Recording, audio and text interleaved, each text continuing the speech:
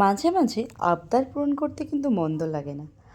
আজ আমার কাছে আবদার এসেছিল ম্যাগি ভাজা, বাট এটা আমি করেছিলাম ইপ্পি দিয়ে। তেমন কিছুই না, চাউমিনটা যে প্রসেসে করে, মানে আলু দেওয়া চাউমিন। আলু আর পেঁয়াজটাকে কুচি কুচি করে কেটে ভালো করে ভেজে নিয়েছি। তারপর নর্মাল মশলা, নুন, হলুদ আর হ্যাঁ, লঙ্কাটাকে আমি কুচি করেই দিয়েছি। আর ইপ্পি মশলার মধ্যে কিছু মশলা দিয়েছি আলু ভাজাতে, আর সেদ্ধ করে ইপ্পিটার মধ্যে ভালো করে মিক্স করে দিয়েছি কিছু মশলা। তারপরে ভালো করে নেড়ে চেড়ে তৈরি আমার এই ম্যাগি ভাজা। তো এই তো যার জন্য নিয়ে ফেলেছি, এবার তার থেকে চল এবার রিভিউ টেস্ট কর। চলো। এই ঠিকঠাক রিভিউ দিস।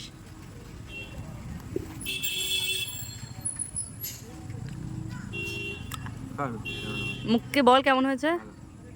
এটা হচ্ছে ওটসের ধোসা, আমার জন্য এনেছিল। পুরোটা খা একবারে মোগলাই মোগলাই খেতে। একবারে হুম